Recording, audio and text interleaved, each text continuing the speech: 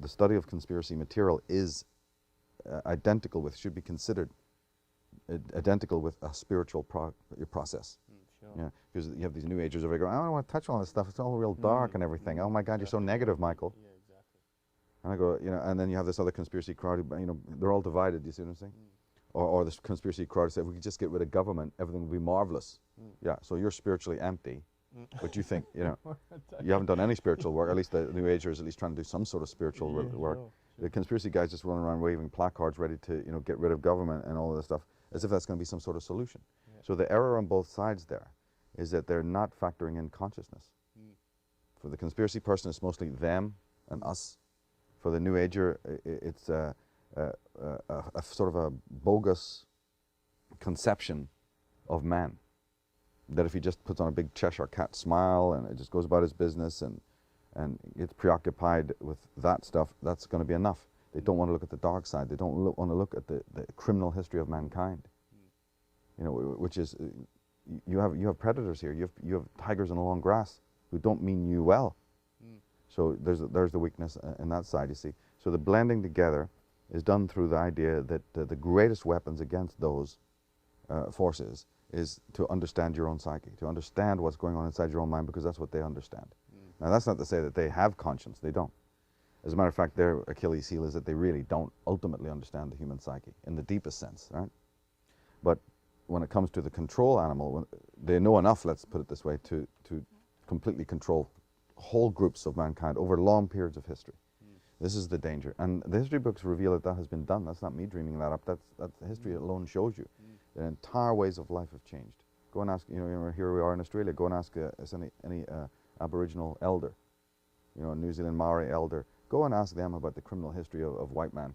So that's how they put it, right? It's not just white men, it's the aristocracy at the top who are as evil, who are as, in fact, this is one thing that indigenous people need to understand.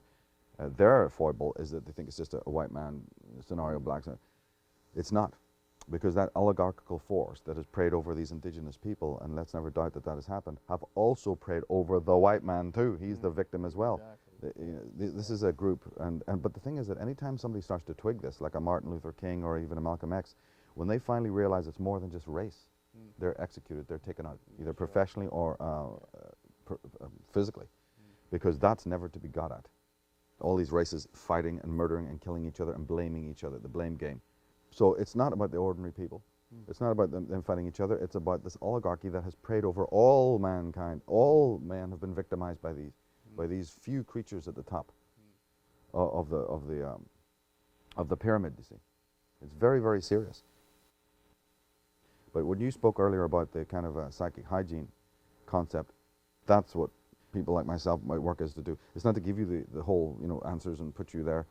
It's a guidance in a way, and to show you here's some of the steps you can go through, see how it works, with the whole idea of cleansing the mind, like William Blake called it, dropping the scales from your eyes, getting rid of the mind-forged manacles, so that then no teacher is required. You see it and you know exactly what course of action to take. Well, the anxiety is one of the elements that tyranny is based on, manipulation of human anxiety. And we pointed out in the talk that there was obviously various kinds of anxiety. Some you want to get rid of, some you don't, that kind of thing. But the controllers are certainly thoroughly aware. I mean, first of all, they're aware that we're basically, slaves. That's what they think.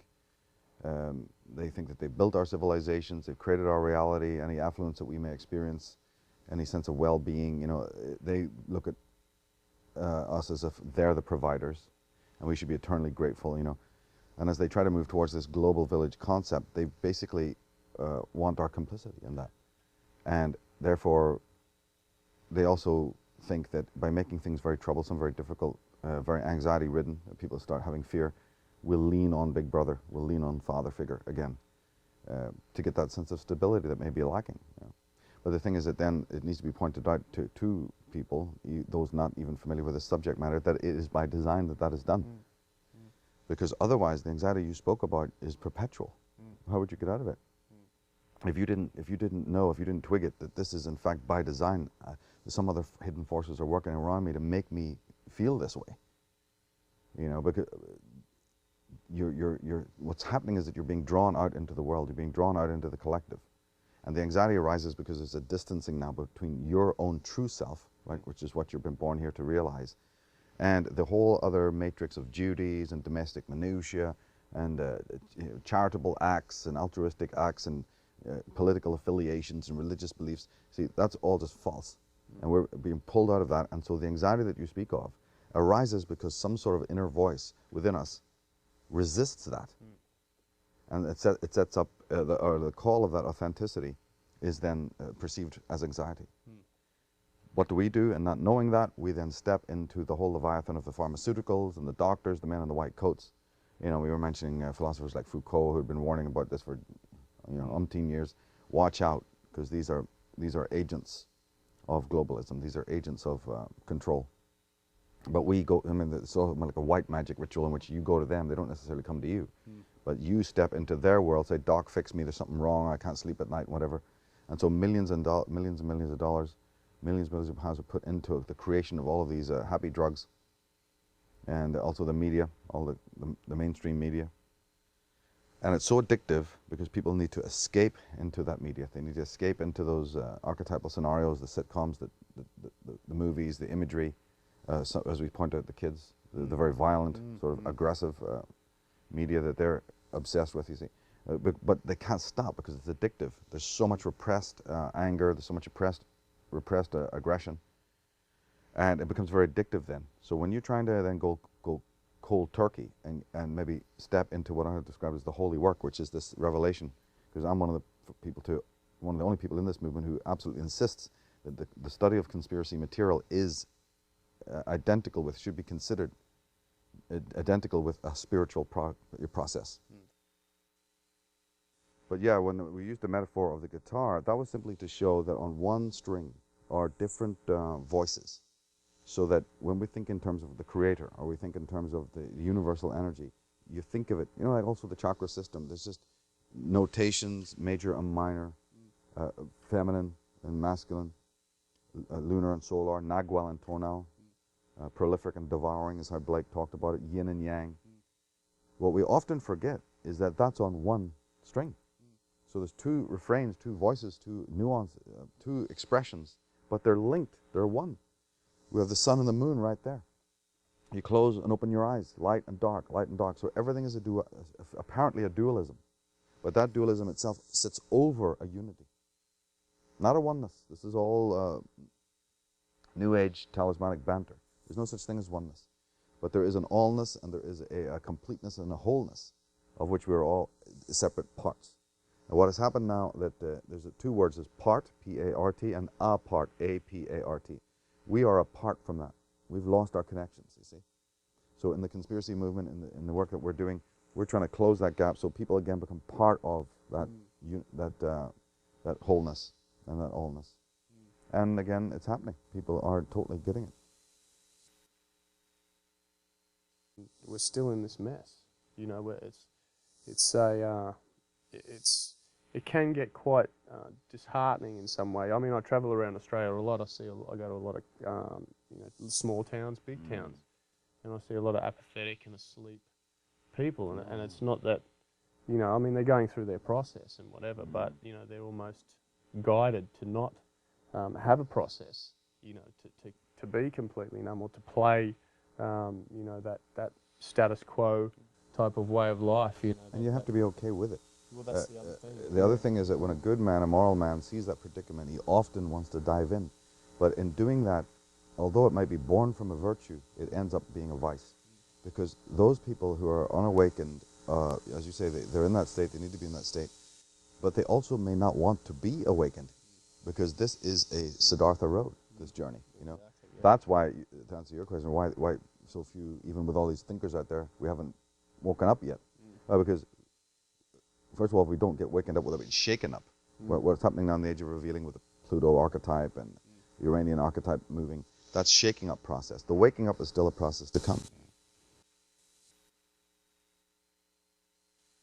You're born and you're just in this place. And it's foreign to you, it's alien to you. So already there's a breach. Already there's a tremendous breach from the connection. Now, okay, maybe it was slightly different in agrarian days, you know, in the past and what have you. We don't know, we weren't there. But certainly with this urban sprawl and the kind of devastation you're talking about, that has almost completely gone invisible. That's almost gone extinct. The whole concept of that nature is a living, breathing, very intelligent thing, and that everything, the carts were sitting on the fabric it's made of, the plastic, even of this bottle. People think, oh, that's artificial, man-made. Yeah, right. Every single thing, man-made or not, is nature's gift to us, including the breath we breathe. So these are the fundamental principles that sometimes people need to be reminded in order for that awakening, the true awakening, to come in. Awakening is not being shaken up, Lucius. That's just potential. It's either meaning coming from without or meaning coming from within. And most of the people you're surrounded by are chronically addicted to the world in the negative sense. They wouldn't have a clue what it means to bring meaning from within themselves. They were probably given birth by people who are in the same boat. So the other person, the other type of being, the existentially, we were calling them morally superior in the talk. The morally superior person has the capacity to bring meaning from out within himself. Even if he's in a dungeon, even if he's in a place where everything's lost and when everything's ruined, even when devastation hits him, why can he tolerate, why can he suffer through miseries, untold miseries and untold harangues and untold letdowns and romantic and emotional upsets? Is not because he's got some constitution of you know, an ox or anything like that. It's because he has a different relationship with those energies, right? It's each of us. Some people have a stronger will, some don't. But it's not even that. That's not even what I really mean. That helps you go through harangues. Of course it does. But what really helps you go through the major existential harangues that you're going to encounter when you try to go walk the Siddhartha road, that's different. That's even more painful, more chronically alienating, and so on. So when you walk on that road, the only thing that keeps you going is the fact that you have to first adopt a new relationship with pain, with sorrow, with death. And that is what is being left out of most of the people who speak in this area. They're speaking about ascension and angels and Flash Gordons and we's and us's and ours, and it's all the sun's about to shine, and never mentioning the fact that true growth comes out of destruction first. That's ancient, that's old, all the tribes knew that, the shaman knew that. How come we forgot it? That if true progress doesn't happen when you build Apollonian, you know, like an Apollonian process where you keep on building and building and building like a bloody house of cards, that's the Leaning Tower of Pisa, that is. That's not progress. Progress is building, deconstructing, rebuilding. That's what it is. We've forgotten this. That's why we're all askew right now. So the deconstructive model. But in the middle of the deconstructive model, you also need to plug in, you also need to factor in the concept that because you're going to experience these states of decay and this catabolic action, you have to be all right with it. So the thing that really distinguishes the superior moral man is that he changes his relationship to death. You know, I don't want to be Bela Lugosi about it, but the point is that he has a different relationship with death than other people do. Well, interestingly, the very word idiot comes from the Latin idios, and it means those who refuse to buy into the political system, those who opt out. I mean, we're talking history here. The very first time that any kind of democratic system where voting was required, and they open it up to the public to say who's going to be part of this. The one that we know as the idiot was one who goes, not for me, thanks a lot, go ahead. Right? Sure. So again, yeah, the nut, the idiot, it turns out to be the wise one who didn't want to participate in the whole argy-bargy and you know, the whole collectivized idea. I mean, so what does that tell us? You know, the whole system, the whole concept, the whole idea of what people are is inverted. And when we label people, society labels them, you know, that's inverted as well. The so-called intelligent, the ones with the big degrees, you know, more often than not, they're either misleaders or just generally misinformed. The mind splits and creates a social persona, basically a pseudo-self, and then moves in, it's like a counterfeit self, and then there's the real self that I was calling the imperial self.